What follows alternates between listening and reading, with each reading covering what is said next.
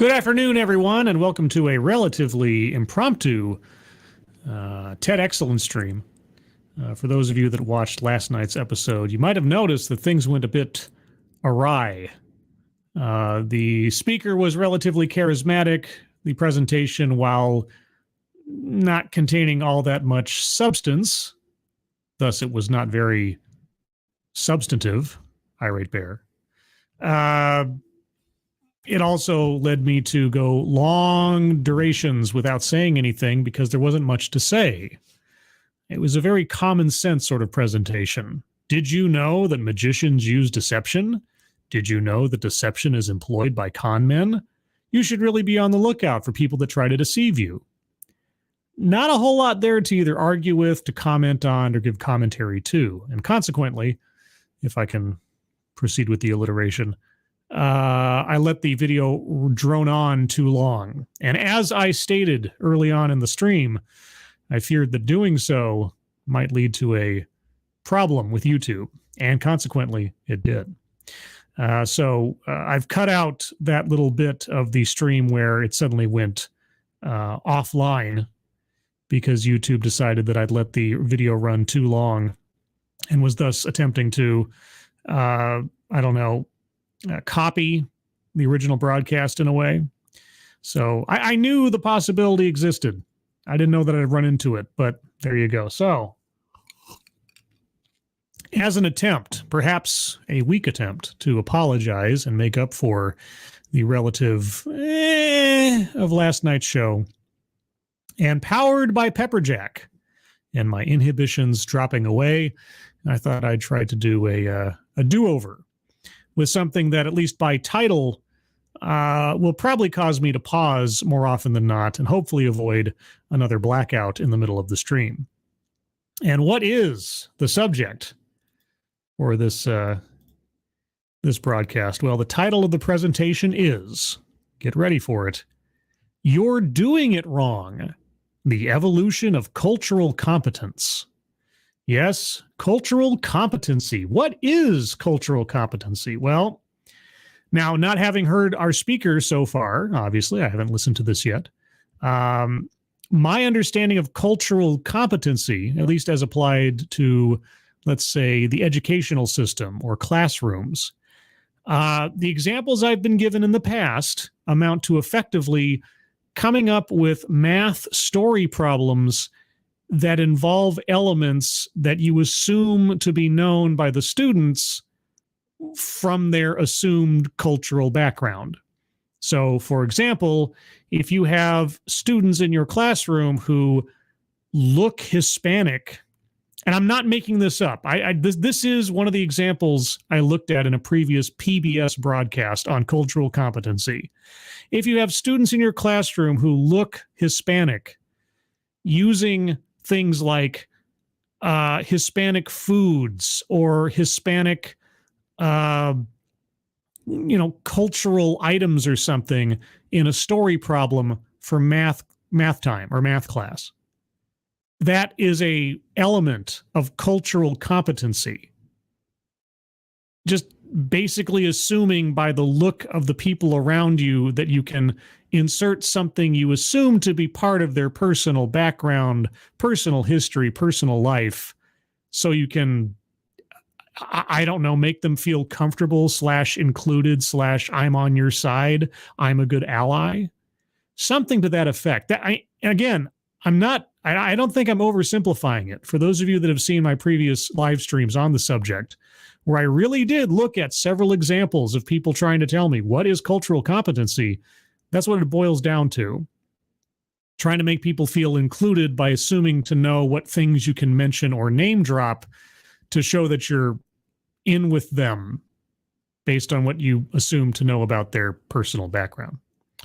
Anyway, that's my current baseline sort of boilerplate understanding of the subject.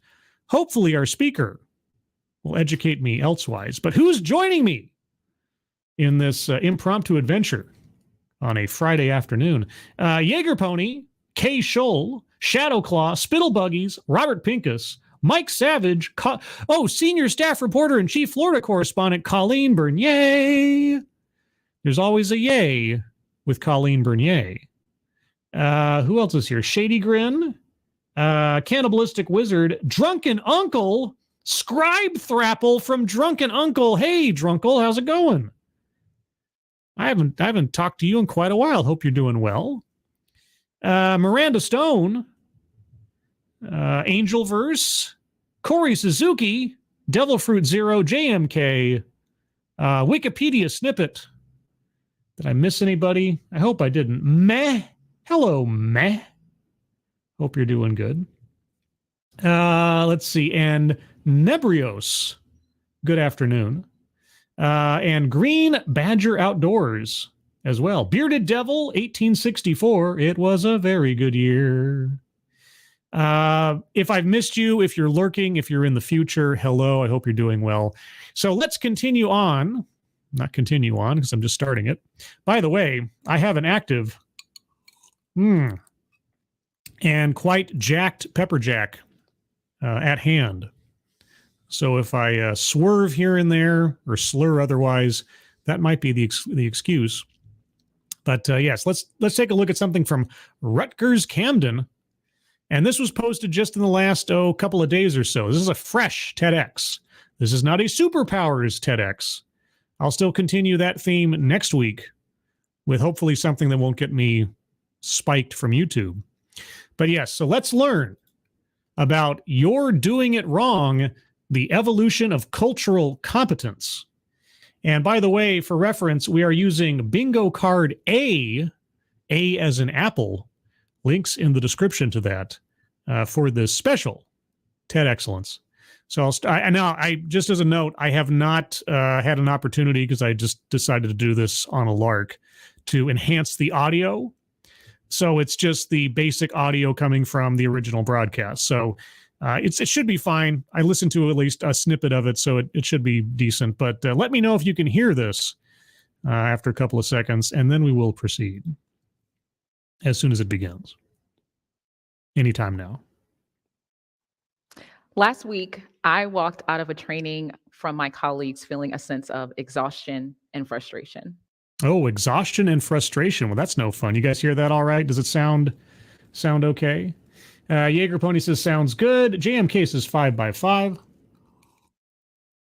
Every time I hear like 5x5 now, my mind immediately goes back to StarCraft. In the pipe, 5x5. Anyway, okay, so frustration. And this is not the first time I have felt this way. Uh-huh. When I leave these trainings, I typically feel like they have doubled down on stereotypes rather than provided me with ways to address my biases and practice anti-racism. Oh, practicing anti-racism, my favorite.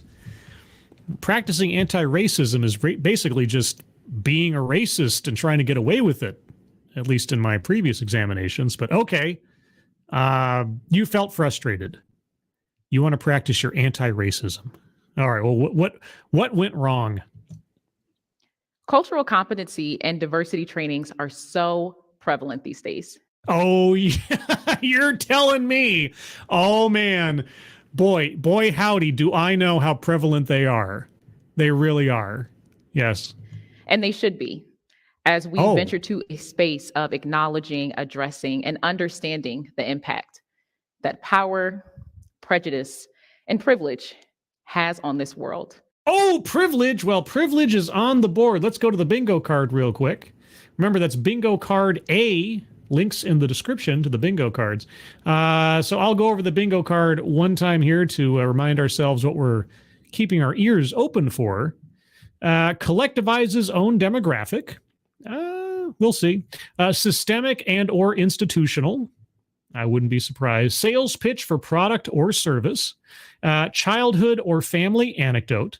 Diversity, equity, and inclusion. Did she say diversity earlier? I think she did. I'm going to circle that one. Plays victim. Oh boy. I would be surprised if we don't get there. We might have already gotten there. Microaggressions or unconscious bias. Well, she talked about our biases, so I'm going to circle that one. Privilege. She did just mention privilege, so circling that one. Contradicts own point or argument. Not sure what her argument is yet. Patriarchy. weightless example, wage gap, feminism, marginalized or marginalization, a list, and remember that has to be a formal list within the presentation of like, I have three rules for success or something like that.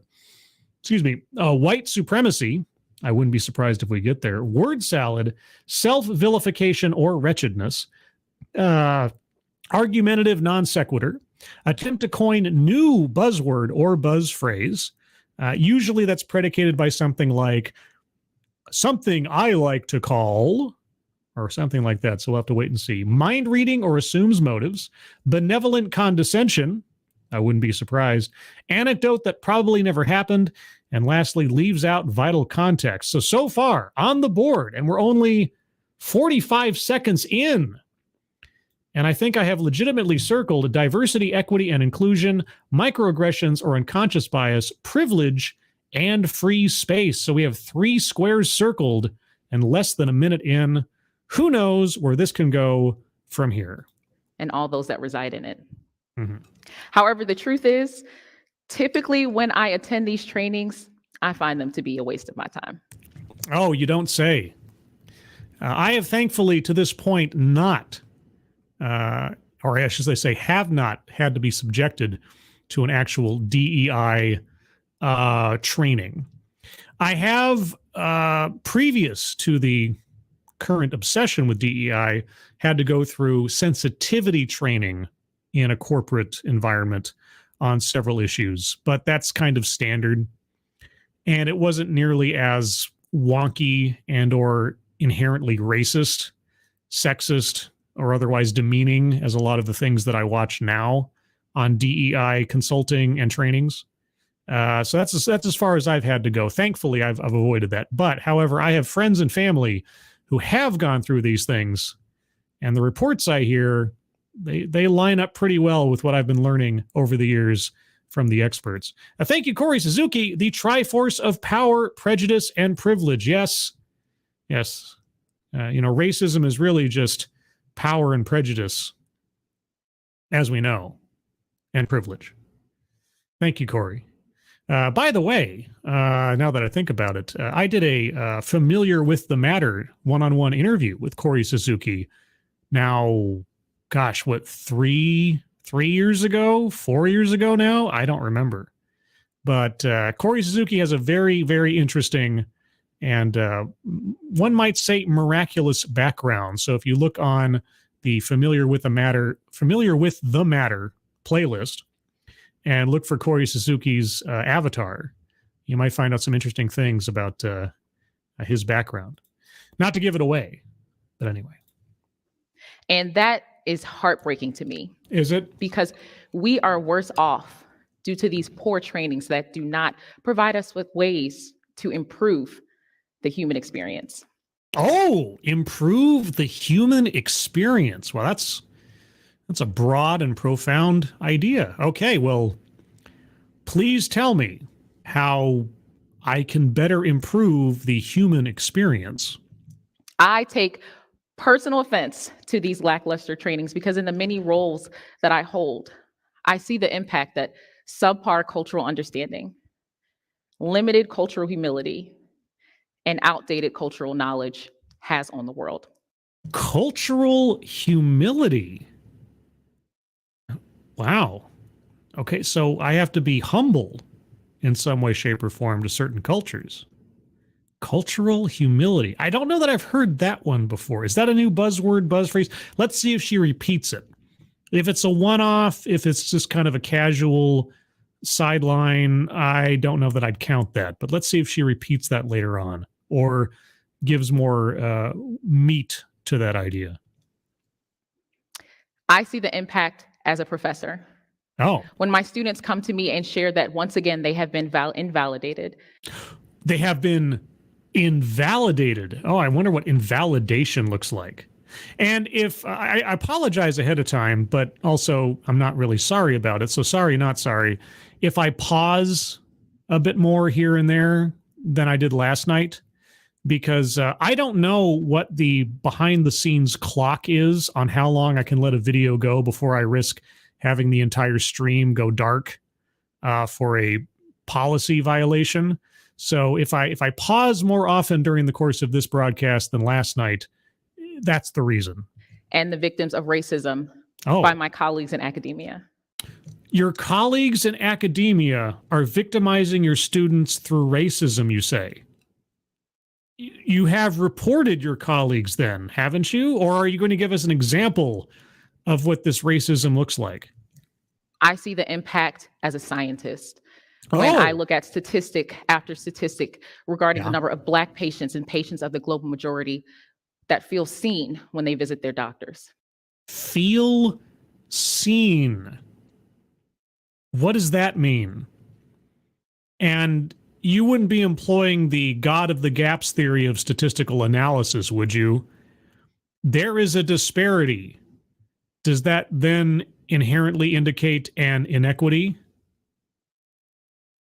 Boy, you're a professor and a scientist. Thank you, Derek LaRue. As always, I am always at a loss as to what else to say other than thank you for your continued support and generosity. I really, really do appreciate it. Thank you so much. Hope you're having a good Friday. But let's see. John Miller says, I thought it was 3 seconds for copyright claims. Yeah, man, I hope not. I hope not. If that was the case, I'd have to start a whole other series with just like static images or just article reads. Hopefully. And now, admittedly, I don't know what the new CEO of YouTube is going to do. For those of you in the future, as of yesterday or the day before, Susan Wojcicki is stepping down as YouTube CEO, and her assistant is stepping up. And who knows how much better and or worse her replacement will be. So I guess time will tell as to what policies befall me and so many other content creators out there. So, by the way, just as a note on that, if there is a content creator out there that you like, whether it's me or anybody else, please be sure to share their stuff on social media as it comes across, because honestly, who knows what YouTube's going to do, but at the end of the day, you guys, the audience, are the best algorithm. So thank you for that. These patients are significantly more likely to be misdiagnosed because the biases that their doctors hold impact their ability to do an appropriate assessment and do their job. Oh, it's the doctor's biases. The doctors are racist. It couldn't be that there is a cultural or inherent distrust of medical personnel, and likewise and consequently, people are withholding information from their doctors that would otherwise assist them in diagnosing the issue. Nothing like that might be a factor. Obviously, the medical establishment is just inherently racist. I mean, if you say so. I see the impact as a licensed clinical psychologist when I work with patient after patient. Whoa, you're a licensed clinical psychologist and a scientist and a professor and a cultural competency trainer. Boy, you've got an eclectic CV. That's impressive. After patient. Regarding ways to deal with the impact of oppression that they experience. In the workplace, in their neighborhoods. And sometimes in their own families. Yeah, I'm sure Thanksgiving dinner is just a thrill. And I see the impact as a Black woman in America. Oh, okay. Well, Collectivize's own demographic, circling that one on the board. In case our speaker did not know, she is not representing anyone but herself. But I'm assuming then she doesn't actually believe that. Who often has to convince others that I am not a threat simply because of the color of my skin. I do not see you as a threat because of the color of your skin. I may interpret your ideas and ideology as a threat, but that has nothing to do with what you look like. And trust me, I have listened to many, many people who look all sorts of ways, putting out ideas into the world that, at least in my opinion, are at least degenerative or regressive and not useful. But it really doesn't matter what you look like. It really matters what you have to say. Or the fact that my hair defies gravity. It does not, in fact, defy gravity. It's not floating upwards right now. Neither are those gigantic earrings. I see the impact every day. Uh-huh. So many people attempt to teach about cultural competence and Yes. the role of cultural competence without understanding the history behind the term. Oh, okay. Well, not being facetious, in all sincerity, I am honestly here to listen to what our speaker has to say about educating us on the concept of cultural competency, because I have looked at that subject from people who claim to know what it is over and over again. And my understanding, like I said at the top, is fairly basic. Doesn't seem that complicated. It seems kind of condescending in a way, but okay, what is your interpretation of the concept? Did you know that when professor and psychologist Dr. Daryl Wingsu coined the phrase cultural competence, he stated that it is not possible to be fully versed on a group of people in your lifetime? Then why bother pursuing it? If it's not possible, unless you disagree with that assessment, I suppose. It's true. He actually stated that it is more important to have experiential learning, to engage with people that don't look like you, who from different walks of life as human beings, than it is to focus on the academic trainings, the cognitive understanding that so many of these diversity trainings seek to embody. So just on the basis of someone not looking like me, I have to engage with them as though, they exist on a different plane of existence? I can just assume from their appearance that they know something I don't? Oh, okay. But that's not really how we're taught cultural competence, is it? I have never been taught cultural competence. Like I say, I have thankfully avoided a lot of the most recent DEI or woke training sessions in the workplace or otherwise. So you're going to have to tell me. Every year we are mandated to go to at least one mandatory training. Not me. Again, thankfully. Most of the time, it is in February. I wonder why that is. Could you tell us? We all know why it is typically in February. Yeah. Are you upset with that? Should it not be in February? Is there a better month it should occur in? And then we see a speaker, we watch a webinar, we check off a box, we get the certificate. Yep. And too often the education ends there. Yeah, it's almost like DEI/cultural competency is kind of a checkbox that a company has to meet in order to, qualify for partnerships with certain banking interests or other corporate partners. Like Goldman Sachs requiring that people that they work with or companies that they work with have at least one woman on their board of directors. They don't care about like talent, skill, background, work history, education, just that there is the appropriate gender represented on a board of directors of a company, setting the bar really, really high. Yeah, it's almost like having a DEI program in a company is just an afterthought now, just a must-have for the sake of PR. Doesn't really mean anything, but it's still pushing a kind of poison, isn't it?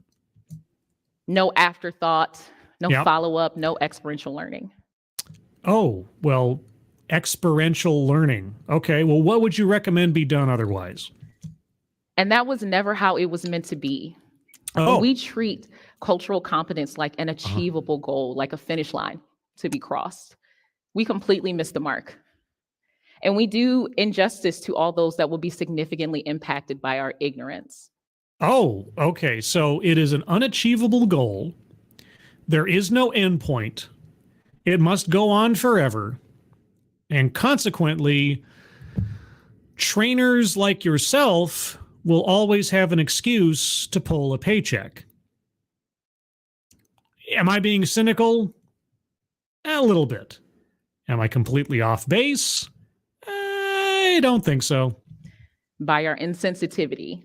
Oh. And by our inconsideration. I unfortunately have witnessed many incidents of poor cultural competence, but one that always sticks with me. Yes. was during a panel, planning session between licensed clinical psychologists.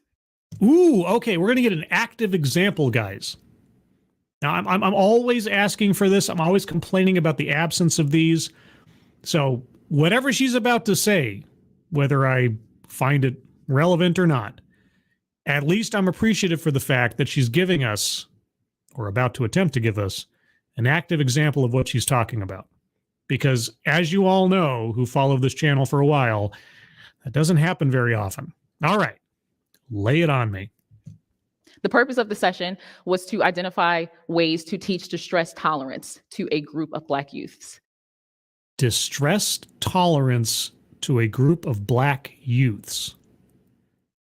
Teach distress tolerance? I don't know what that is. We typically do this by stimulating some form of stress that is deemed reasonable, and then allowing the children to practice their coping skills in a safe environment. Wait.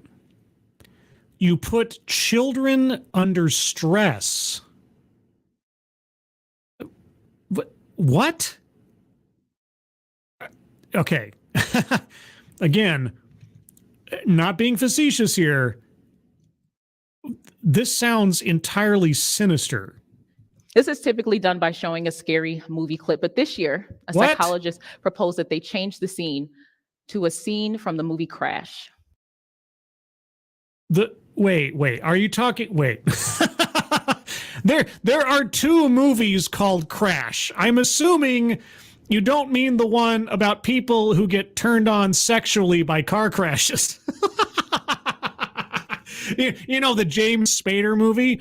I'm assuming you mean the other movie, Crash, which has a whole bunch of different disparate storylines taking place, I think, in Los Angeles, right? And several of them are fueled by racial under and or overtones. If it was from the movie Crash, who directed that? That wasn't Cronenberg, was it? For some reason, my mind wants to say it was Cronenberg that did that first Crash movie with James Spader. Is that correct? Maybe not. Maybe I'm wrong. Okay. I'm assuming you mean the other movie Crash, which depicted police brutality. Yeah. Okay. I think it's the second movie called Crash, because the first movie I knew of called Crash was a completely different movie and definitely not something you want to show children. But you're still comfortable showing depictions of police brutality to children to experiment on them. Okay. The offenders were European American police officers and the victims were a Black couple. European American police officers. Oh, is that what white people are now? European American. Well, I guess fair's fair. All right.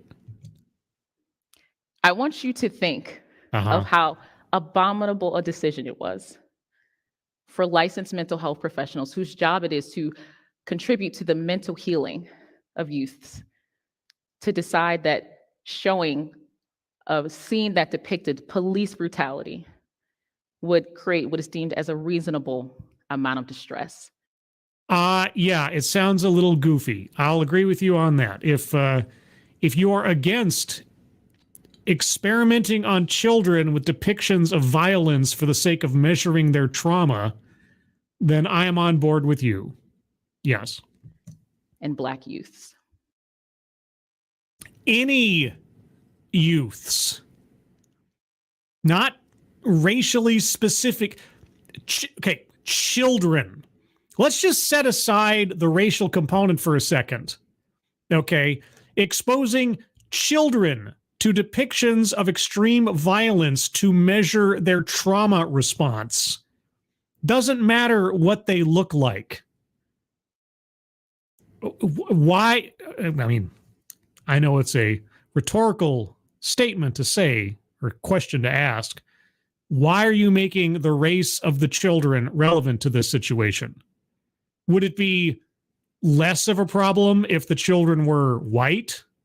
Or sorry, European American? I often wonder what contributes to these poor decision making, especially among licensed mental health professionals? I asked that question many, many times. In fact, I have a whole playlist and multiple individual episodes looking at psychology in the modern day and certain philosophies about it, family counseling and otherwise, where I ask that question quite a bit.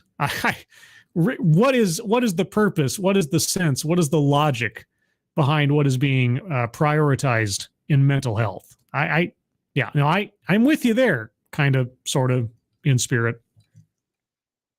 I believe it happens because the way we seek to understand and learn more about individuals from diverse backgrounds and cultures is limited to Zoom meetings.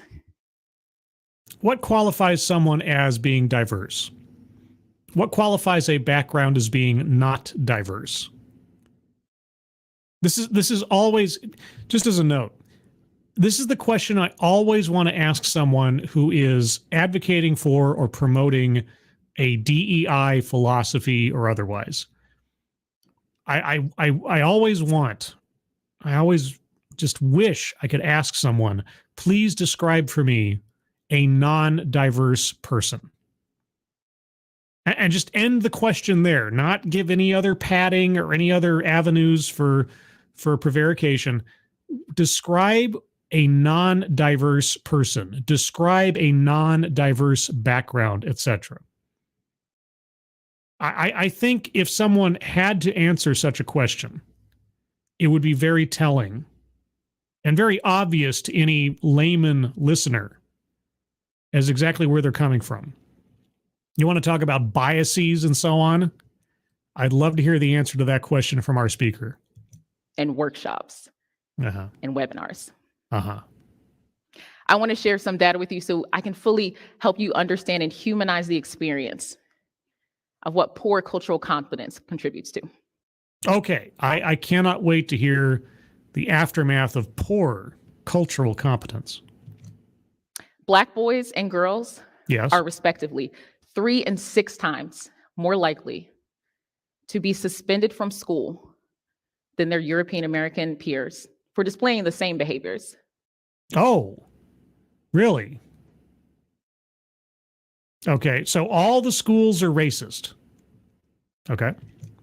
In 2003, the Institute of Medicine published a 700-page document entitled Unequal Treatment. The Institute of Medicine. Pardon me a second while I look up the Institute of Medicine. The Institute of Medicine. Where is the Institute of Medicine? The Institute of Medicine. Advising the nation, improving health. Is that what this is? No. What? What is this? The Institute of Medicine is an independent, nonprofit organization that works outside of government to provide unbiased and authoritative advice to decision makers and the public. Established in 1970, the IOM is the health arm of the National Academy of Sciences, which was chartered under President Abraham Lincoln in 1863. Okay. I can't say I'd ever heard of the Institute of Medicine, but okay.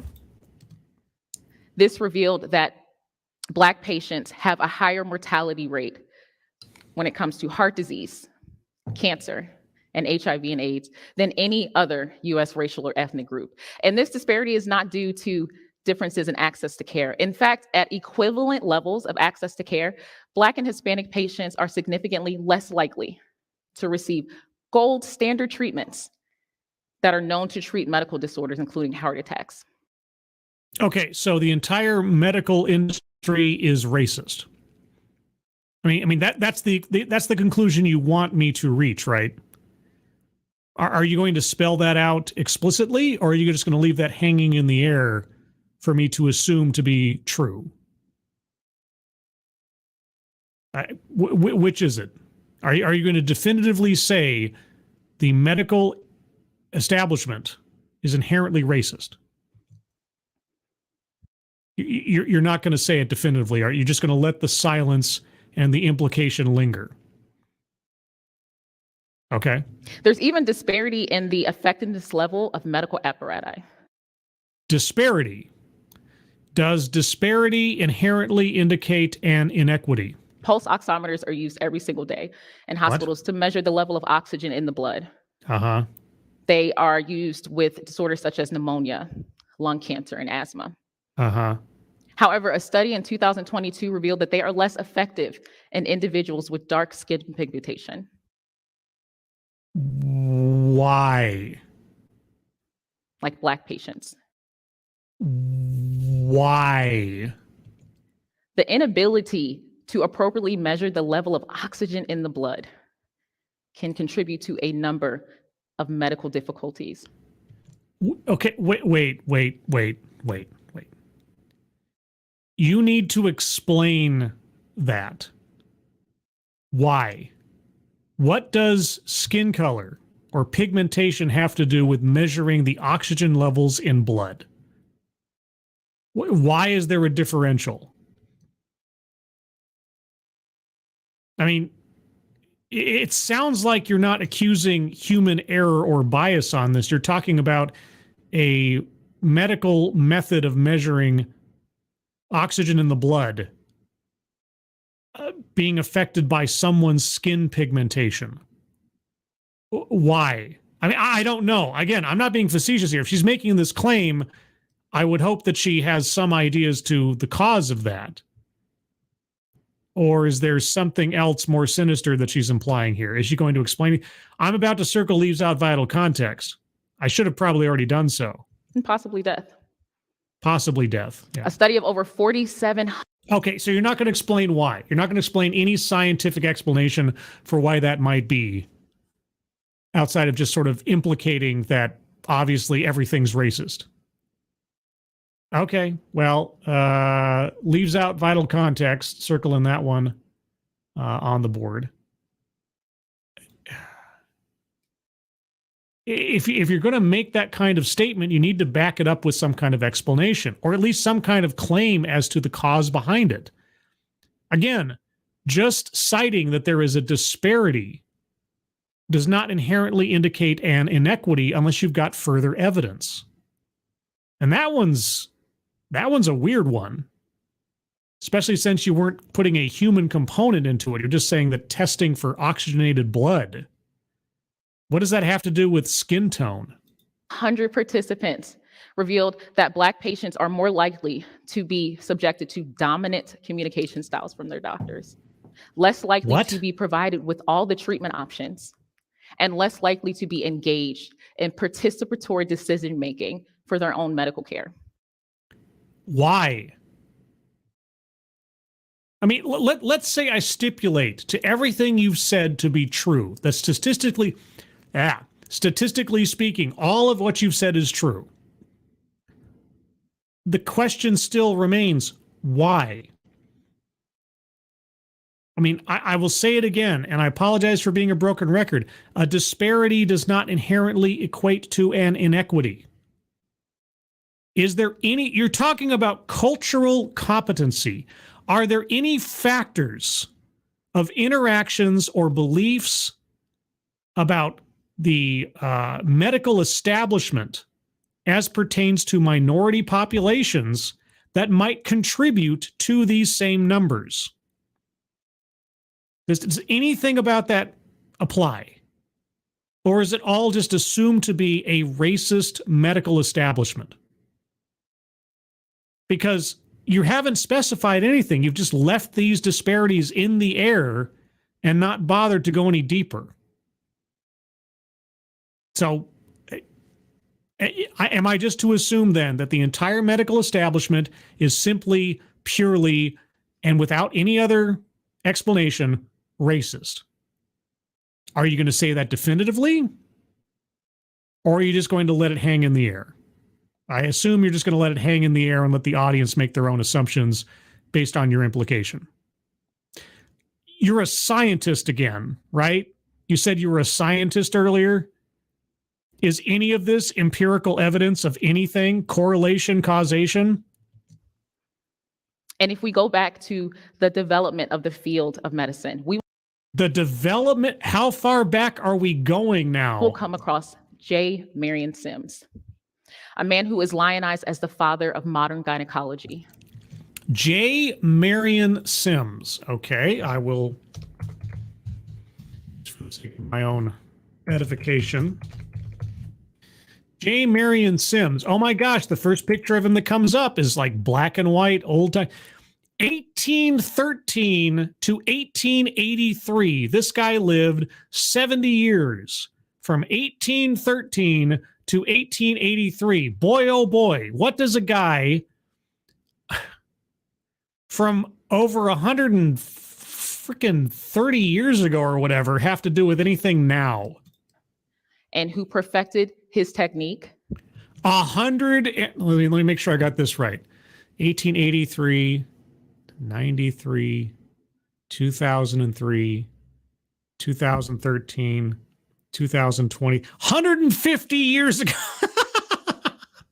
Okay, so a guy from 150 years ago. You're hearkening back to over a century and a half of medical thinking in the past. Okay, go on. By operating on enslaved African women. Oh, you mean 150 years ago?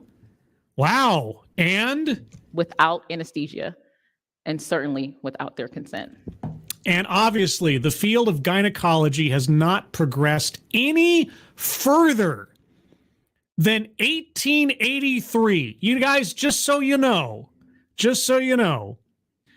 the study and field of gynecology stopped in 1883. The policies and practices of gynecology became static as of 1883. They have not advanced in any way, shape, or form. A man who is long dead is responsible for what? I often see these things happen in therapeutic care as well. Oh, medical thinking from 1883 and therapeutic care, really? You see gynecology from 1883 happen in therapeutic care today. Oh, Jesus. I want to put you in the driver's seat so you can understand how this can manifest in the therapeutic process. Oh, I am dying to know how this can manifest in therapeutic process of 2023 as compared to 1883. A patient comes to your office, a Black woman comes in and... Whoa. Oh, okay. You added a whole bunch of... Okay. A patient comes into my office. A Black woman comes into my office. Okay. She is seeking mental health care. Mental health care. All right. What should I assume to know about this patient on the basis of her race and gender? What biases should I apply to this person prior to speaking to them? After you do an assessment, you identify the fact that she is having difficulty identifying her strengths and abilities. Well, that's what a character sheet is for. That was an RPG joke, by the way. She has trouble identifying her strengths and abilities. She's come to a therapist to identify her strengths and abilities? She often feels like a fraud. She often... Why? In her environment. Why? And she is having such difficulty meeting her goals. Is it by any chance because she's been put into a position at her workplace on the basis of her looks and not because of her ability? By any chance? You know, what DEI often promotes? I'm just going out on a limb here. So you collaborate together to identify a plan. A plan for what? I mean, it sounds like she's got self-confidence or self-image issues. And by the way, those things can exist absent and irrelevant from someone's skin color or gender, if you didn't know. But okay. You decide to start with assertiveness training. It is an effective treatment when Uh-huh. it comes to anxiety and stress. I could imagine that to be the case, depending, sure. But it doesn't work. Oh, weeks or months have gone by. Okay. During the next appointment, Yeah. she shares that she is having difficulty identifying any positives in her life. When she thinks about goals, when she thinks about what she can achieve, she can't identify one. Well, again, that sounds like a uh, self-confidence issue, self-image issue. Uh-huh.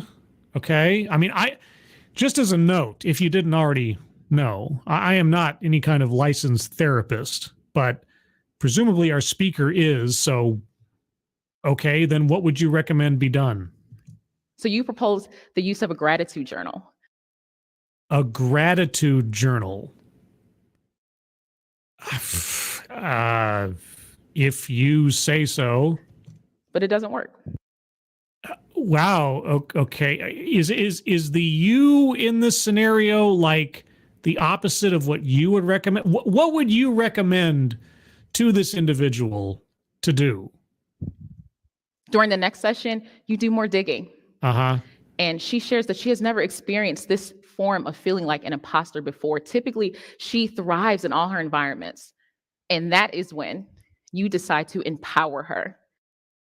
That's when I decide to empower her. After I've already attempted assertiveness training. After I've already attempted gratitude diary. Now I decide to empower her. Well, here's my question. Under what circumstances and in what environment is she feeling this imposter syndrome?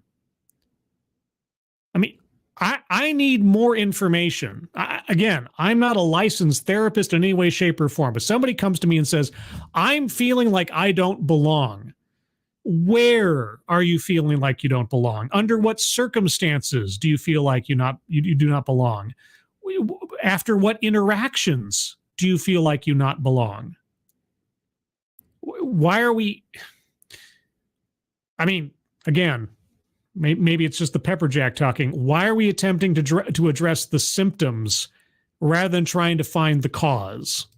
You share that she simply needs to be authentic in her space and people will welcome her obvious intellect.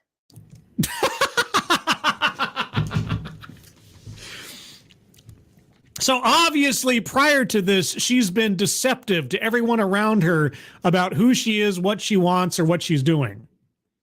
You need to be authentic. Obviously, you're a liar, so you need to be more honest. What? And her vivacious personality. Her vivacious person? Who are you talking? Are you talking about yourself? Is this a self-insert? Is this a Tuckerism? Are you putting your... What? Who are we talking about here? And that is where you lost her. I lost her at her vivacious personality? You ghost you, and she does not come back for another session. Are we talking about you? Is this a you story? Now, as the clinician in the room, you do what anyone does when they are ghosted personally or professionally. You ask yourself why. What happened? You walk yourself through the steps.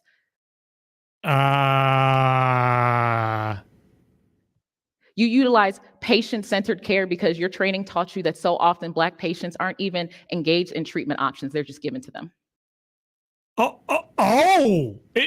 Is that something I was trained in? Black patients aren't engaged in treatment options.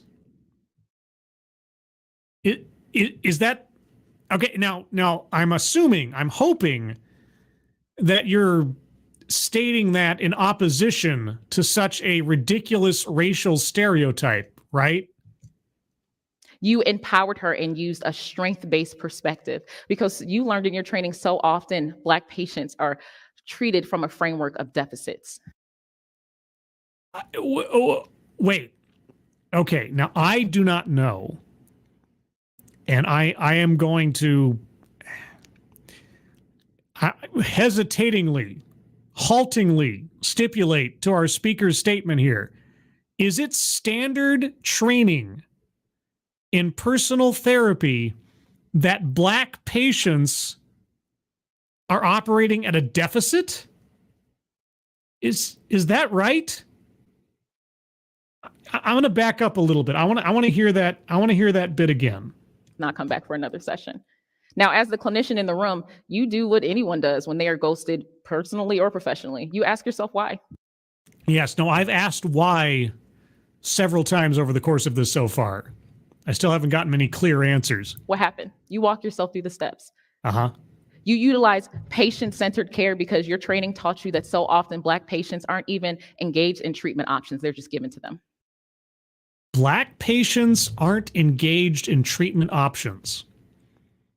This is something that therapists are taught.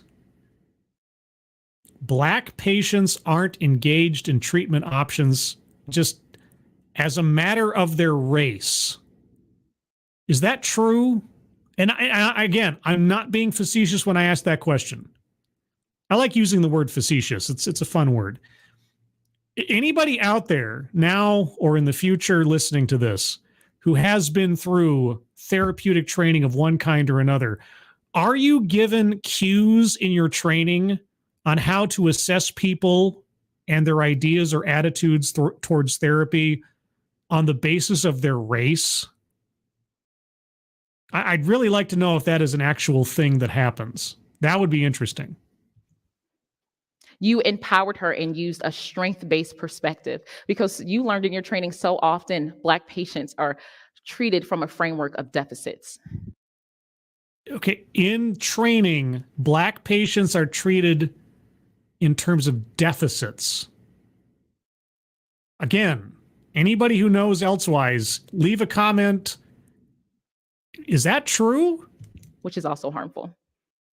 Well, yes. Again, if you assume to know the quality, mentality, or worth of someone walking into the room before you've spoken to them on the basis of their race, that would be a harmful way to move through the world. Yes. You did everything that you were taught to do. So the therapeutic educational system is inherently racist. Is that it? But what you missed is what wasn't included in the training. And what so often is not included in the trainings because they seem to make others uncomfortable. Okay, what isn't included in the training that should be included in the training? Aside from obvious, total, and naked racism. And that is the fact that when your skin is weaponized, everything is a privilege.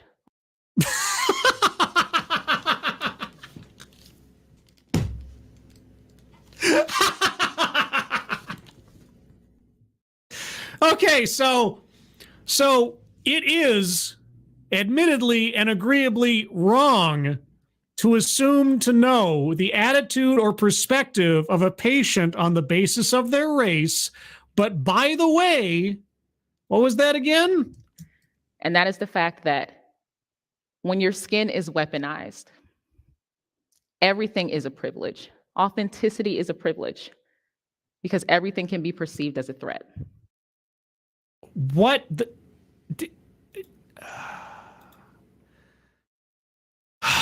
What? What is that?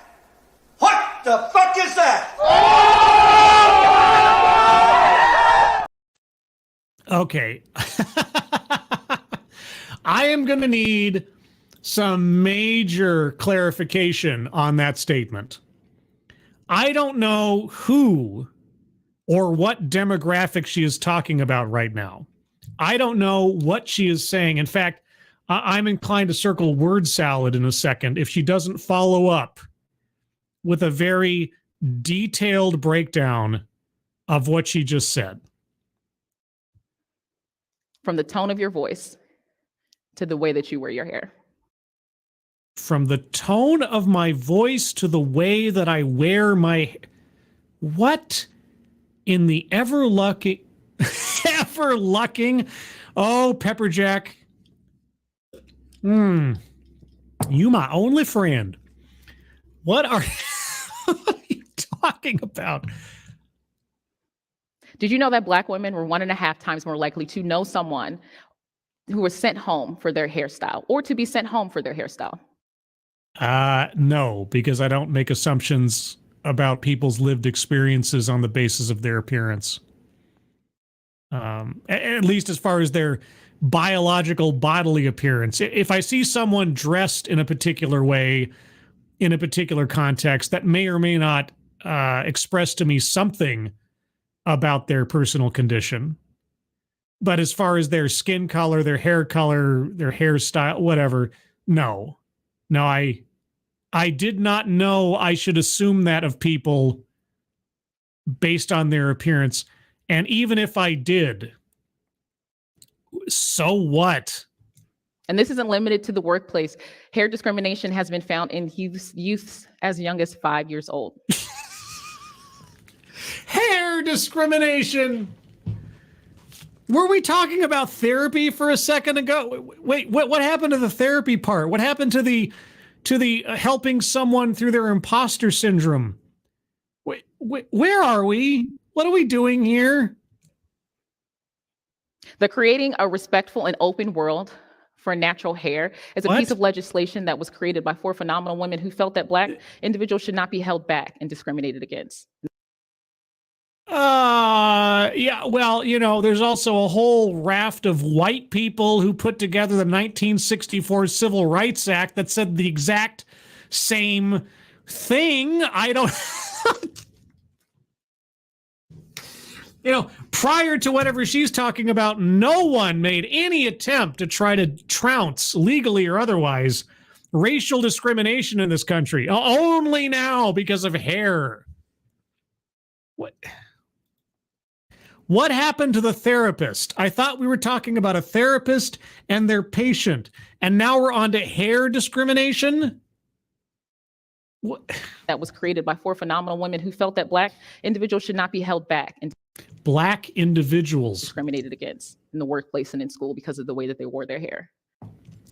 Yeah, well, again, there are no laws and have been no legislation imposed in the last 50 or 60 years to effectively address that very concern. Like, only now. Okay, when did this happen? What are the names of those women? Do you care to tell us? What does it have to do with anything? However, not even 50% of states in the United States have enacted this piece of legislation. Oh, no, they don't need to. I don't know what to tell you. They don't need to. It's called the Civil Rights Act of 1964. I don't know if you've heard about this. I don't know if you've heard about the equal employment laws under the Civil Rights Act of 1964 or the education amendments there too. Maybe you haven't heard of these things. The individual states can have their own discrimination laws, but there is this thing called federal law, which kind of rests above state law, that kind of already covers this and has already been adjudicated in multiple court cases over the course of time. I don't know if you're aware. I guess only now is it an issue, and many states don't adopt these things. Maybe because they don't have to. In fact, although it passed the House in March 2022, it was blocked in the Senate in December in 2022. Which House? Which Senate? Like federal? Which state? Are you talking about states? Are you talking about federal? And why didn't it pass? Did it not pass because it was redundant by any chance? Or was there some other flaw in the legislation? Are you going to tell us the arguments for and against? I want you to think about that for a second. I don't have to think that far. There are laws on the books that have been there for the entirety of my life and prior that kind of already cover that ground. How many times when you think of privileges do you think about authenticity? Oh, how many times do I think about authenticity when it comes to privilege? Well, I'll tell you what, given how discussions, how many promotional videos, how many articles I've read over the last 7 years that try to connect all these buzzwords together, sure. If somebody brings up authenticity, I could probably make 3 or 4 steps, 6 degrees of Kevin Bacon to privilege. It wouldn't take that much for me. That's true. But maybe I'm just a unique individual. I don't know. When you take a step to ruminate on that, I want you to ask yourself, has legislation ever had to be passed so that you were not retaliated against for the way that you wore your hair, the way that it came out of your head? It's called the First Amendment. Yes. Yes, such legislation has been passed before. Free expression. Yes. What's more authentic than that? The First Amendment? That stress, that anxiety that your patient felt could likely have been a result of stereotype threat. Stereotype threat? Oh,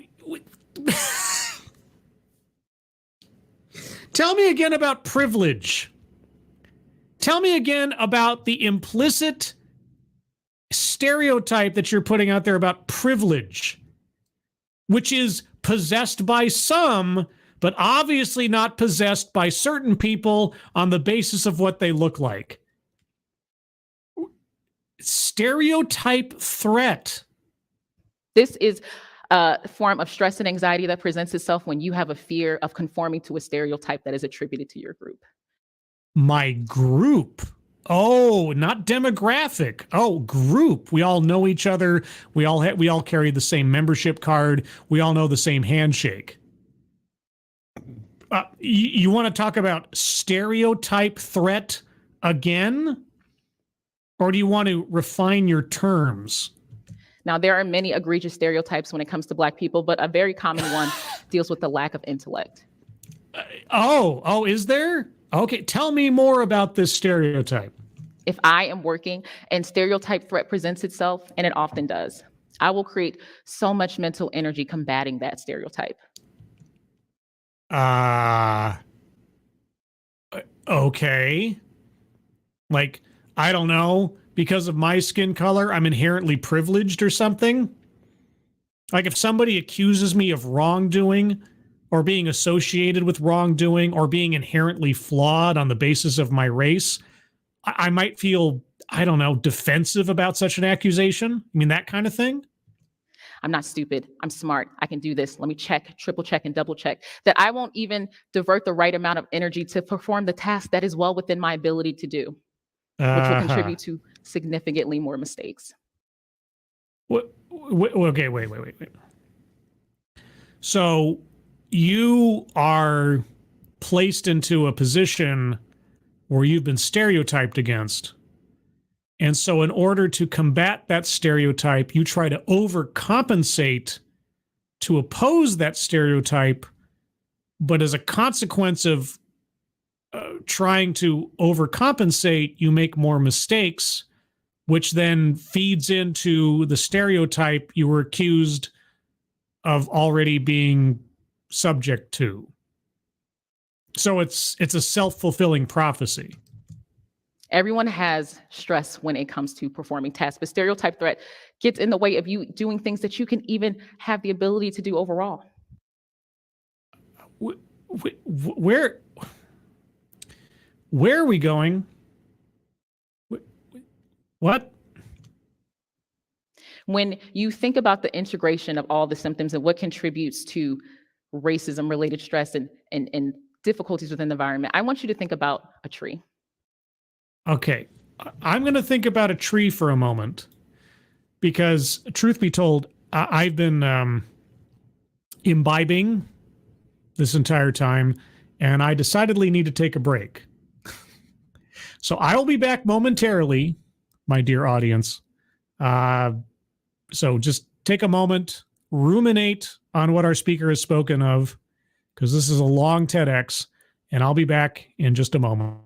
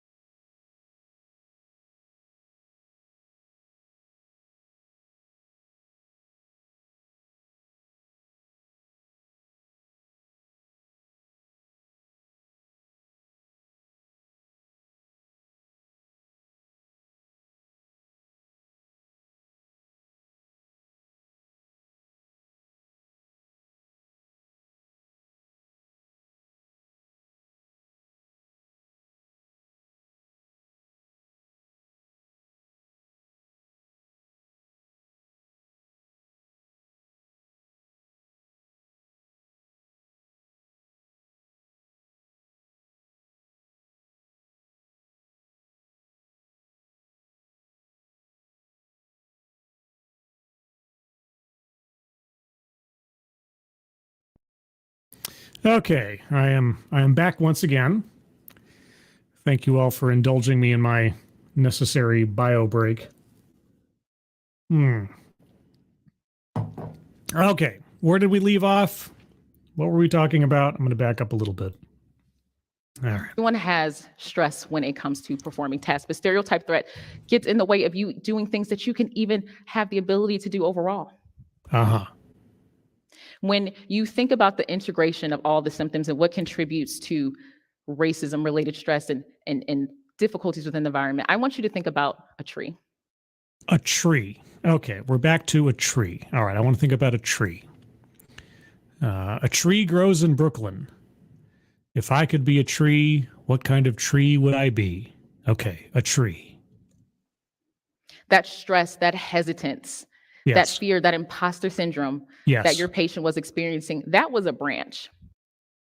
Oh, we're still back in the therapist's office? Okay, I thought we'd gone off into la la land elsewise. Okay, we're back in the therapist's office.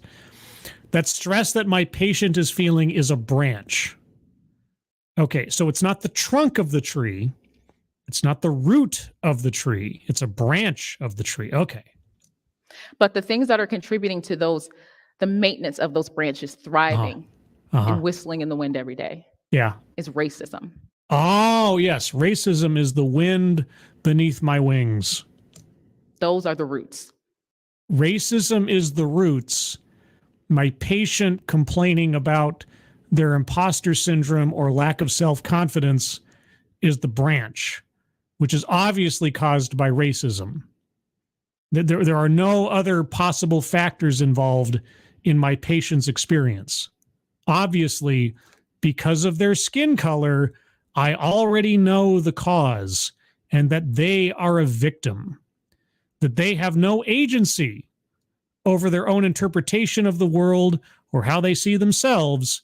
They are inherently a victim. I know this to be true because of their skin color, but I'm also attempting to avoid stereotype threat.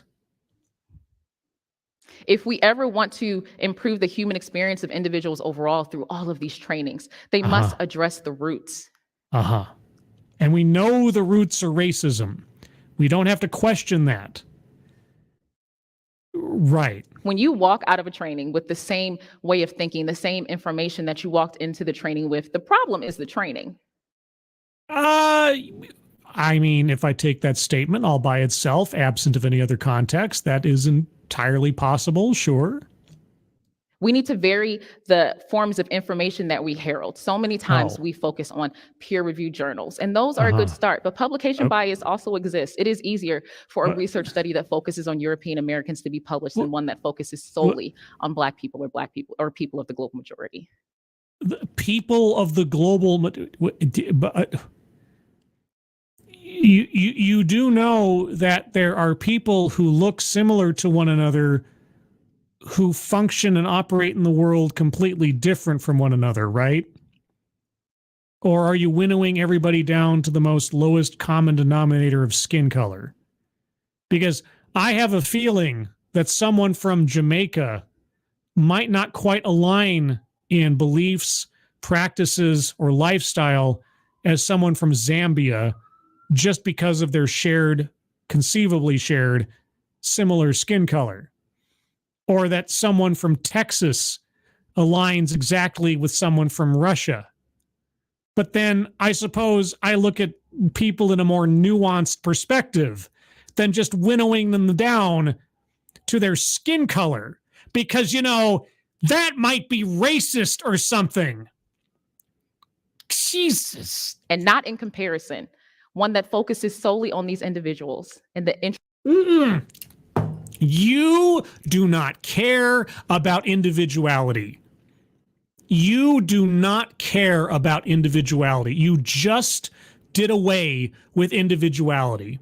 You put everybody into racial columns, setting aside anything else about them.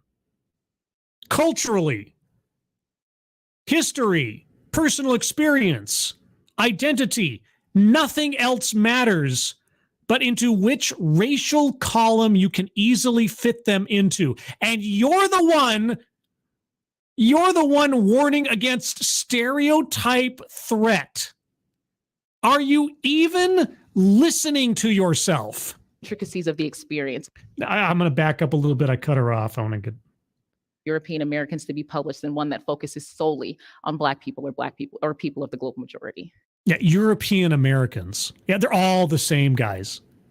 Yeah, everybody who's white in America is all the same. They think the same, they act the same, they believe the same, one to another. You know exactly what to expect from a European American. Individuality, who cares? And not in comparison. One that focuses solely on these individuals and the intricacies of the experience in the diaspora. The intricacies of the experience in the diaspora. Okay. If it wasn't already justified in doing so, I'm circling wage gap. In fact, I've been ignoring the bingo card quite a bit because I've been enthralled, absolutely enthralled by our speaker. I'm gonna hold off from circling more squares until we're done with this, or until something more obvious comes up. We also need to look at the way we do these trainings. Are we looking at intersecting identities? Oh, yes. Let's look at intersecting identities. Yes. How can we more common denominator people? How can we more enhance or encourage racial identitarianism? Age, ability level. Oh, ability level. Wait. Personal merit? You follow up age with ability level. Oh, okay. Sexual orientation. Meaningless. Age, meaningless. Sexual orientation, meaningless. The only thing that you've said so far that has any potential meaning is ability level, but even that is kind of subjective. It seems like a lot to include in one training, and it is, and the goal is not to include it in one training. Well, then what would you recommend? The whole purpose of this is to be an experience and understanding that it is a journey. Yes, an endless journey without an end, with no goal, with no definition, because otherwise I couldn't continually pull a paycheck from being the trainer. Because if you could achieve an endpoint, where does my revenue come from? When it comes to cultural competence. Right, which you still haven't explained or defined in any way, shape, or form. We need to focus on engagement. Oh, okay. How do we focus on? I thought we were focusing on avoiding stereotype threat, but now we're focusing on engagement. Okay. How do you focus on engagement, or how would you recommend? A 3-hour talk Yeah. with 15 minutes of Q&A is not enough time. Okay. How much time should we dedicate to this process? You need to look at books and break them down. I need to look at books and break them down. So I need to have a book club within my workplace on cultural competency and then have follow-up book reports. Well, that sounds like a very effective use of company time and money. You need to listen to podcasts and break it down. We need to really vary the information that we share, the narratives that are experienced, and the way that people choose to share them. How much time out of my personal day or work day should I dedicate in listening to podcasts to educate me on this? What is the appropriate amount of time, or what are the correct podcasts I should be paying attention to really understand cultural competency? And have a conversation. Do you have difficulty? No. You're not talking about having a conversation. You're talking about engaging and experiencing a lecture. That's what you're talking about. This is not a conversation. This is an accusation and a lecture. This is an assumption of someone's value and competency, cultural or otherwise, on the basis of their race. This isn't there's no back and forth here. You already know all the answers. You already know how to assess someone on the basis of their race. You've spent the last 14 minutes and 31 seconds telling us you already possess this knowledge without having to reach too far. He's having the conversation. Are you uncomfortable? Let's start there. Oh, am I uncomfortable being accused effectively, implicitly of being a racist?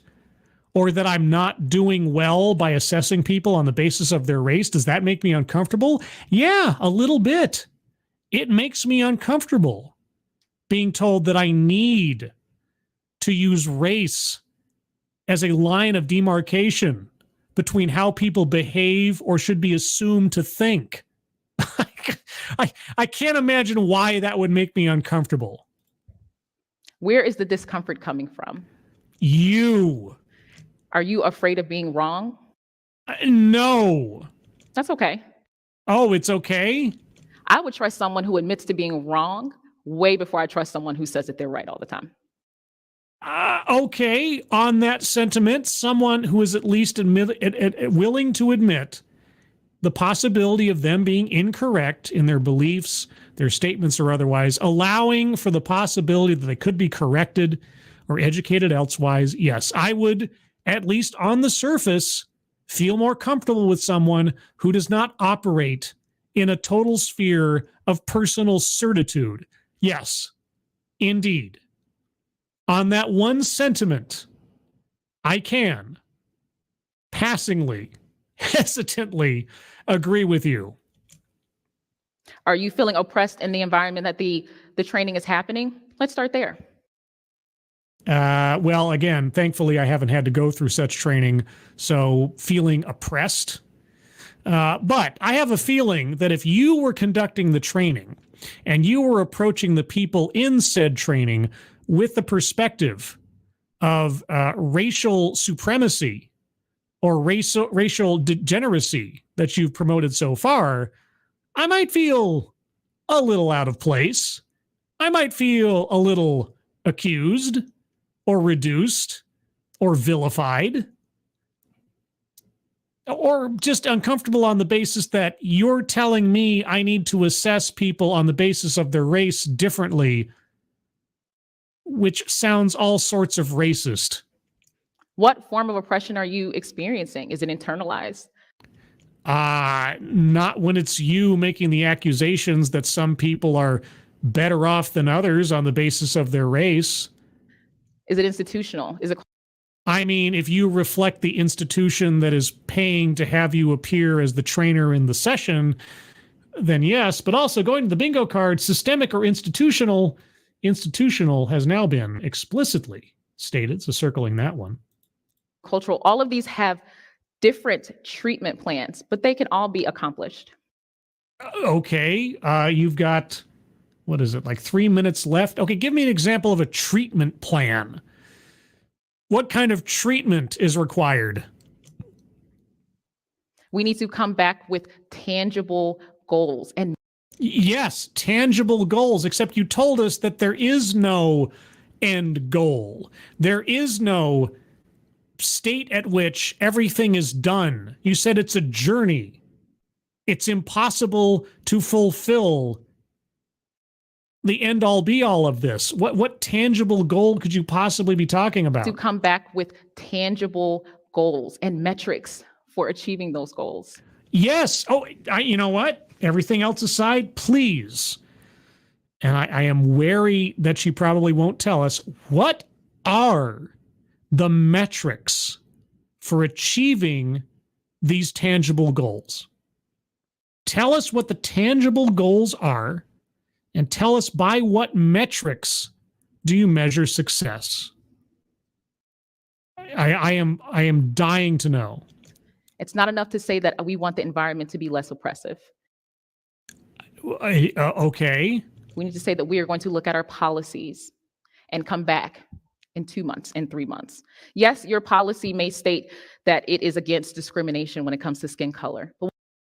But, well, okay, setting aside policy, there's also, federal law, state law when it comes to employment and the workplace. I mean, even if a company doesn't have a policy explicitly stating such things, they are subject to review on the basis of state and federal law, right? That it is against discrimination when it comes to skin color. But what about hair? What about hair?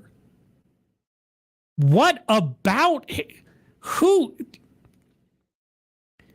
You are really focused on hair. What about hairstyles? Or what about hairstyles? What if a white guy has dreadlocks? What would you say to that? Or hair lengths? Hair lengths? Or protective styles that are attributed to certain individuals of racial or ethnic origins. Attributed to certain individuals of racial or ethnic or...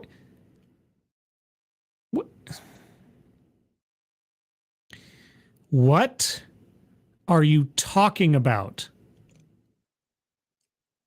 How diverse is your company, is your organization really? When you go up different levels of the hierarchy, do you notice that individuals start to look the same? Oh, yes. Please describe for me a non-diverse person.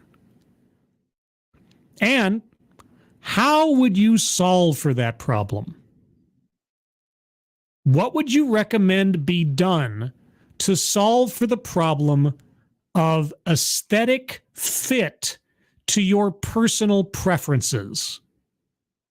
You don't like the way people look. Golly gee whiz.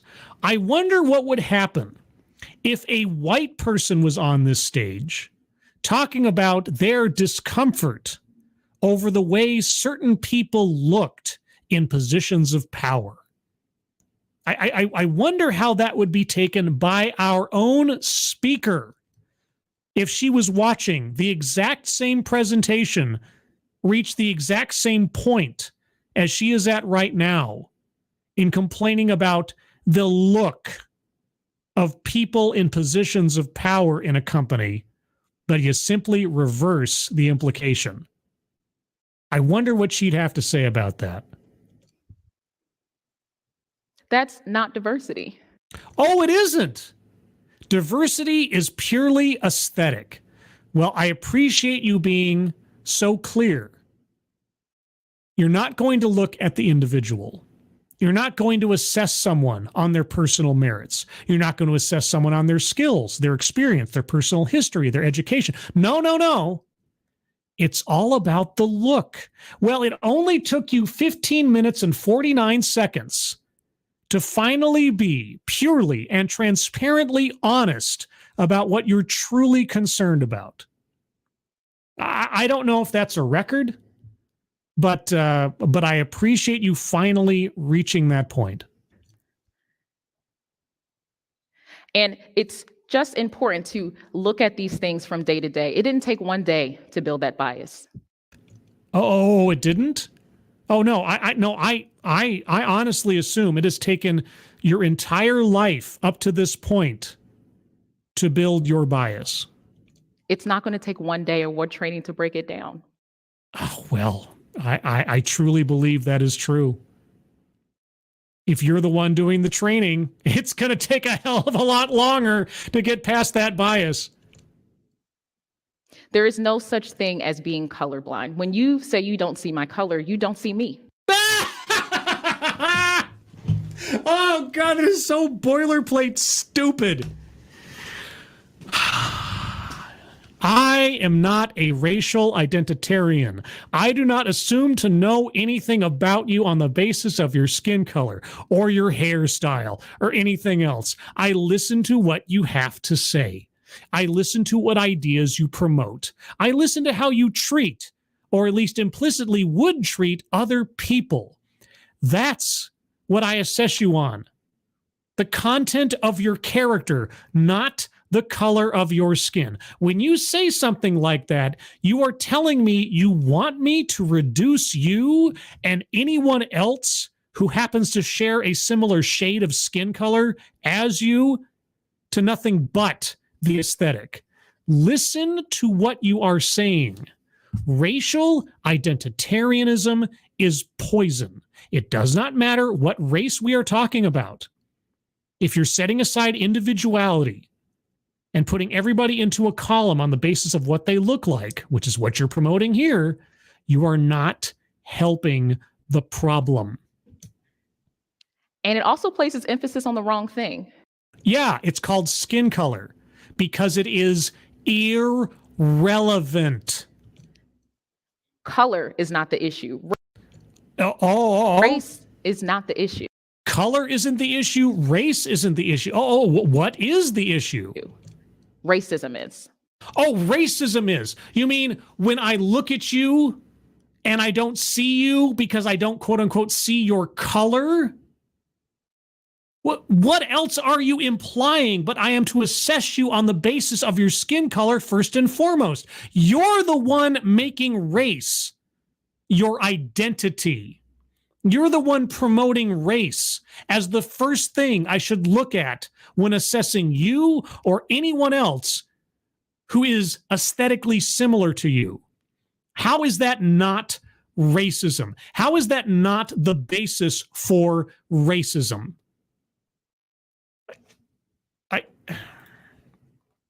Okay. What the fuck are you talking about? What the fuck is this? What the fuck is this? Right? Man alive. I'd say something. I can't let this go on too long without comment or else I'm risking a shutdown again. When we focus on what is really important. You want me to focus on your skin color. Do you really want me to think that your skin color is really important? Because if I did, what do you think that would make me? What does that make you? We can work towards improving the human experience overall. You're not talking about humans. You're talking about pigment. And the many roles that I hold, scientist, psychologist, person, professor, I'm here to tell you, therapy is not going to fix it all. What? When was there ever an assumption that therapy was going to...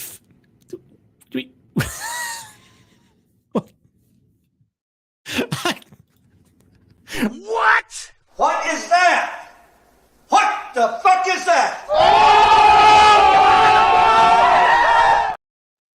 When was this a critique or an analysis of therapy? What?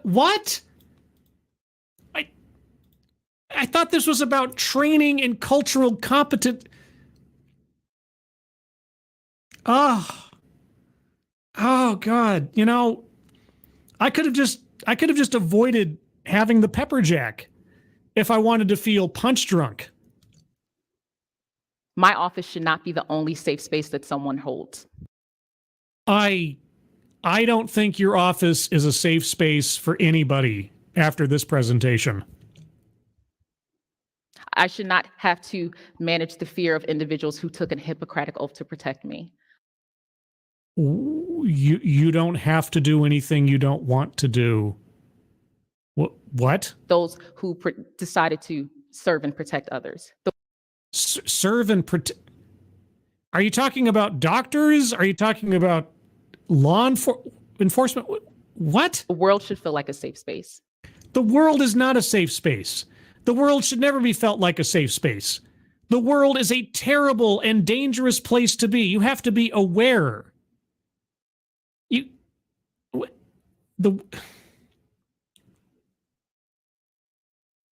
I wish the world was a safe space. I wish the world had no threats in it whatsoever.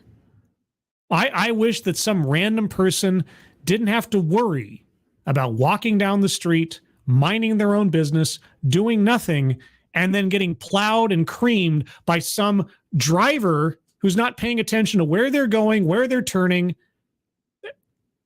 What are you?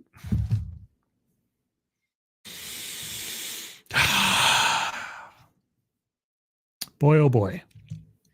And if we are going to address that, we have to look at the roots. We have to be okay with being wrong.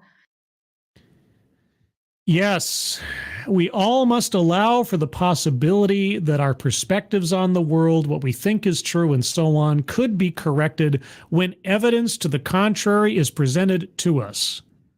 If we all operate in a perspective of absolute certitude that we can never be wrong, that we are infallible, we're going to have more problems and create more problems than we solve. I agree. Now, tell me again about how I should see you. And we have to improve the human experience overall by understanding. Understand? What is there to understand? All I need to know, first and foremost, is the color of your skin. What extra effort should I put into finding out about you, the individual, when you've just told me that your identity is based on your aesthetic? Contradicts own point or argument. Circling that one for certain right now. That cultural competence is not a finish line. Oh, well, I thought there were metrics and tangible goals. There are no tangible goals in cultural competence.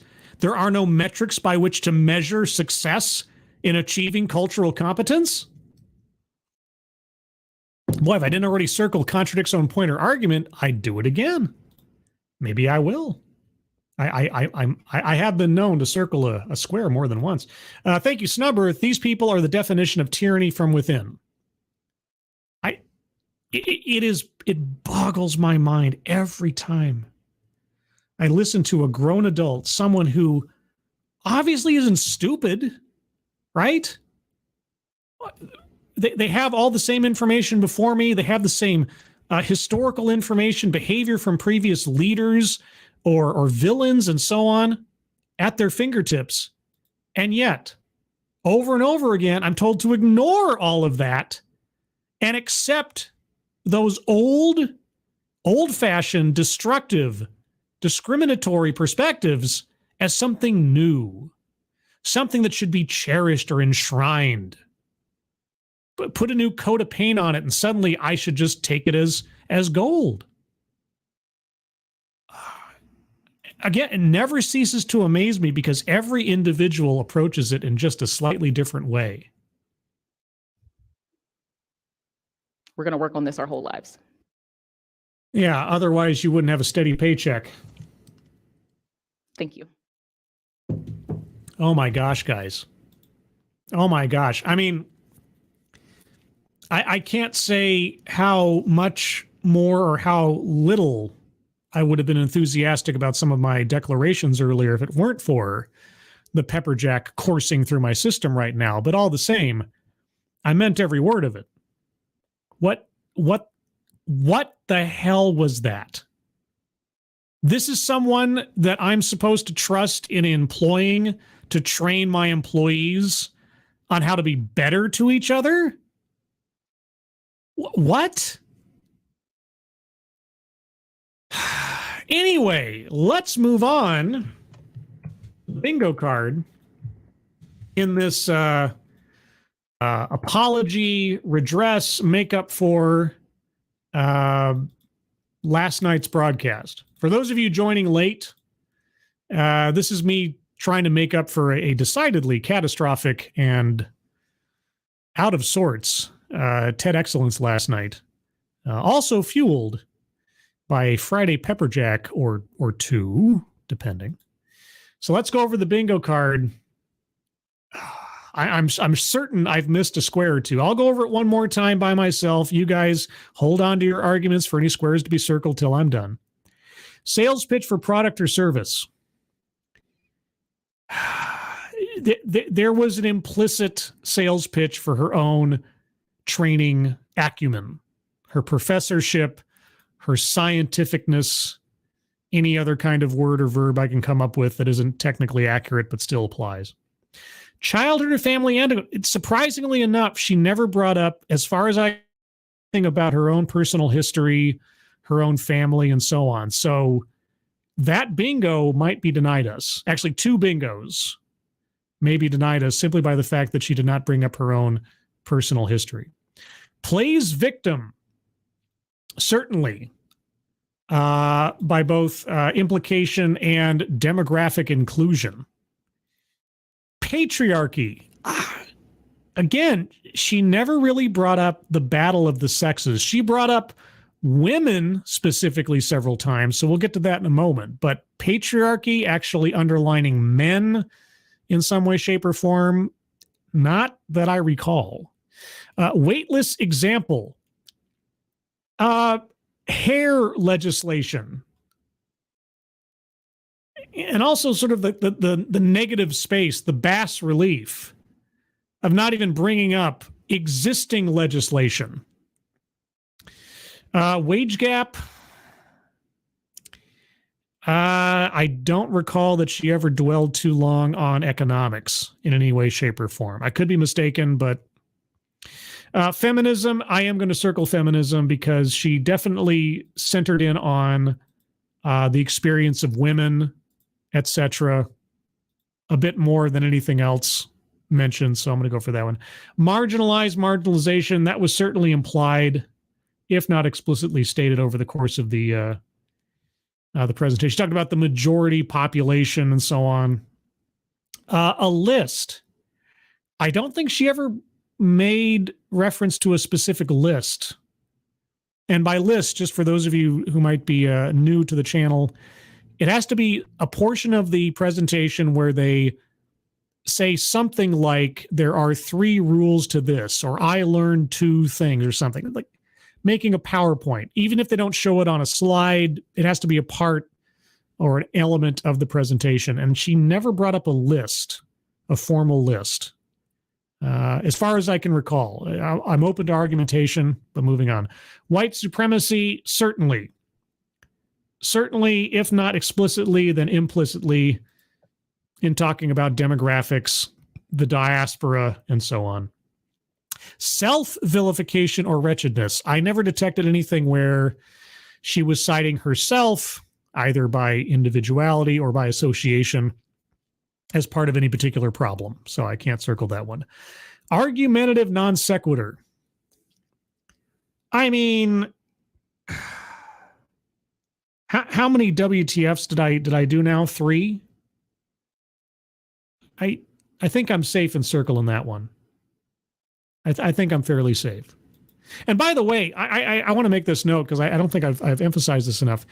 If you disagree with my justification for circling a square, and you have an argument in opposition to that square being circled, that is also a valid element that you can put into the conversation. Like, I could be wrong. I could be misremembering things, or maybe I'm going too far afield of making an aggregate assumption for the sake of the bingo card. If I'm completely off base too, if you think I'm wrong in that, also let me know. Attempt to coin new buzzword buzz phrase. She never did mention cultural humility again in the course of the talk. And that was the one that I was kind of waiting to see if she would expand on. And she never said something like something I like to call, or the title of my book is, or something like that. So I don't know that I can circle that one. I know I'm missing out on another possible bingo, but again, I'm open to arguments. Mind reading assumes motives. Boy, howdy. In talking about what therapists are apparently trained to think about their Black patients. Again, if that is actually part of some standard therapeutic curriculum, let me know in the comments or let me know in chat, because benevolent condescension. Oh, I don't know. Maybe just a smidge. Maybe just a little bit. Wiggle it just a little bit. Bingo. What? Of course! Our first bingo, maybe not the last one. Anecdote that probably never happened. She never really gave us many anecdotes. Everything that she brought up, as far as I can recall, was a relative hypothetical. Like, let's say you have a patient walk into your office, etc. Or there are trainings that, but not, she never brought up like a specific anecdote that she was claiming to be true and part of her own personal history or experience that I can recall.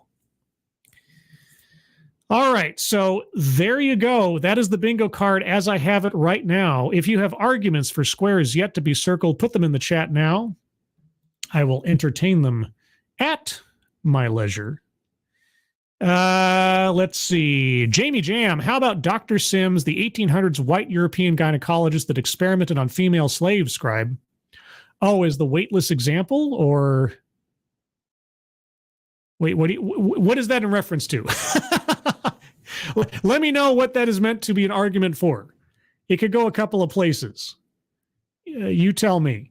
Snubber, thank you so much. Scribe, it's a PhD field. As long as it has pure majority, it's all valid. It's why Gert Postel is a legend. I don't know who Gert Postel is, unless that's like some kind of inside joke. Also, if I didn't already know, Lexi Mads is here. Yes, I have been paying very close attention to the broadcast, the show, the presentation. So I apologize that my eyes did not drift too far over to chat until just now. Miranda Stone, has the entire board ever been filled? Yes, we have had one blackout episode, as it's called, long ago. I don't have the title at hand in my brain right now, but it was a lady talking about, I think it was body positivity. And all the way down the tree of bingo squares, she hit every branch. And if you listen to that broadcast, I remember it very clearly. I was very, very hesitant over every square as we proceeded, because I didn't want to just make it a gimme. You know, I didn't want to circle it just to circle it. I wanted to make sure there was actually something in the course of the presentation that qualified for a circle. But yes, we have had one blackout. We have had one whiteout where nothing on the card was covered. There's only been one of each so far, but it has happened. We've gotten close otherwise. We've only ever had one blackout. I'm sure someone in the chat will either, or in the comments later, will provide the link to the actual talk where we had the blackout. I can find it easily if I had the extra time, but yeah, it did happen. Let's see. Did I get a follow-up from Jamie Jam? Jamie Jam, weightless example of how modern medicine is based in racism. Didn't I already circle weightless example? Or am I completely bonkers right now?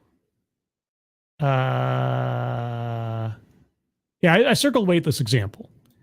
So yes, I already got that covered. Thank you, Jamie. Gen T Maxi, I've been here, but all I had was a shush, just let it happen scribe. Didn't seem like the right time for that quote. There's never a good time for that quote. Don't you know that quote promotes rape culture? When was the last time you heard that phrase being used by anybody? It's been a while for me. Lexi Man, Scribe, your voice is relaxing and I'm exhausted. Thank you for giving me a micro nap. So what you're saying is I put you to sleep. Is my voice actually soothing? I don't find my voice that soothing when I listen back to it. Snubberth, again, thank you so much. Gert Postel is a German who had a grudge. Oh, sorry, who had, I can decipher, who had a grudge against the abuse of a PhD field. He BS'd his way till he was practically an accredited expert before they caught on he was a fraud. Dankula has a video. Oh, okay. Yeah, if you guys don't know about Count Dankula, which, I mean, in the grand, panoply of YouTube, it's entirely possible you've never heard of him before. Count Dankula is a Scottish comedian / commentarian / YouTuber, a whole bunch of other things. Very interesting background to the guy, makes a really great series of videos. Was Gert Postel a Mad Lad? Was that part of his Mad Lad series? Either way, go look up Count Dankula if you haven't already. Don't know about him. Really funny guy, legend on YouTube and elsewise. Genti Maxi, Scribe ASMR could be a thing.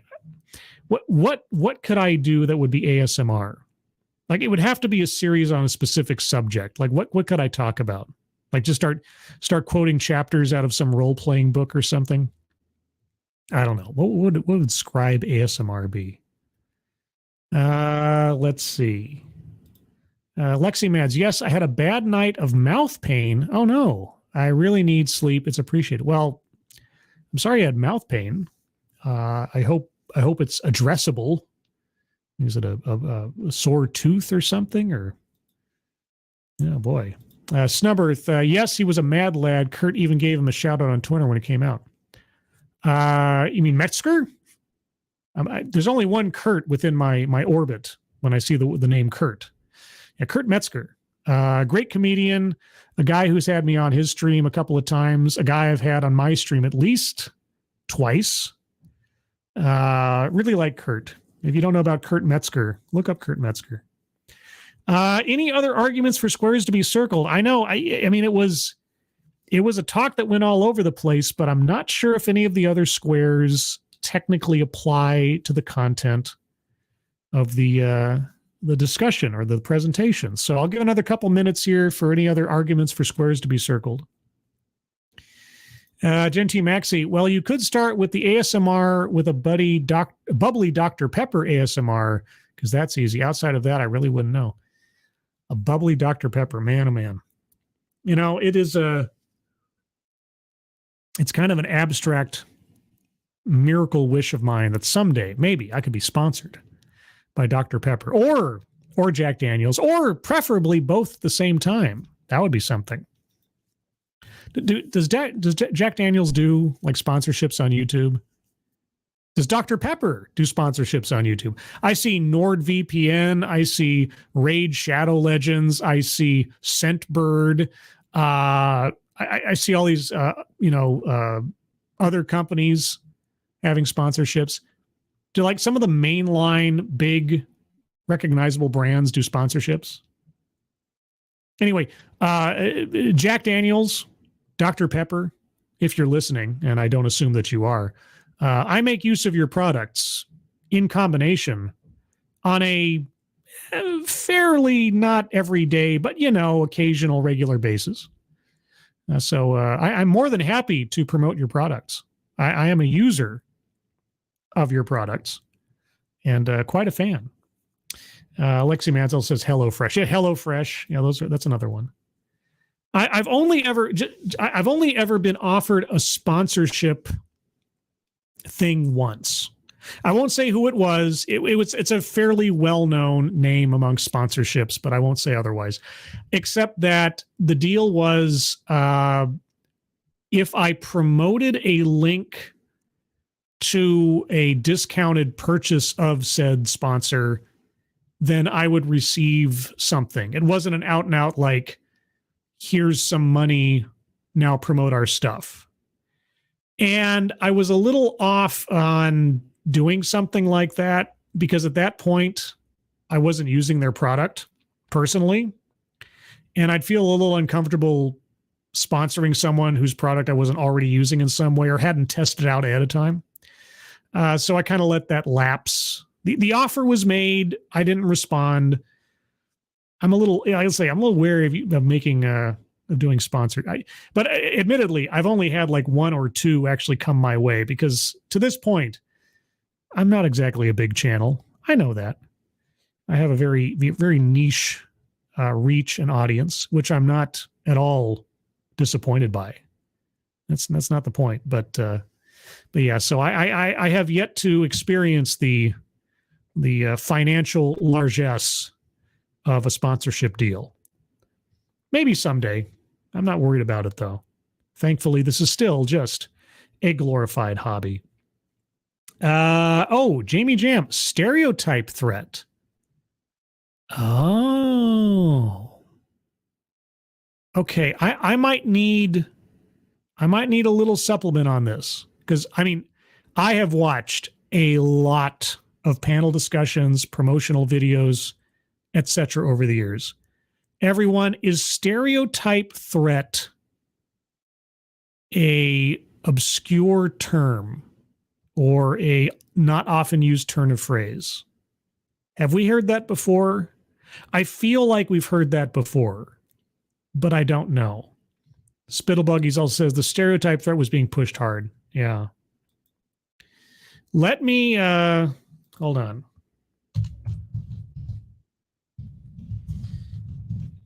Stereotype threat. Oh, nope. Stereotype threat was coined back in 1995. It is not something that our speaker created of her own volition or was pushing for her own benefit. So I'm sorry to say the stereotype threat is not a new buzzword or buzz phrase. And she also didn't attribute it to something that she was herself coming up with. So good call, Jamie Jam and Spittlebuggies, but I don't think it counts. I appreciate that. Silent B, when protesting against people who like to have sex with buildings, Adam and Eve, not Adam and Eve.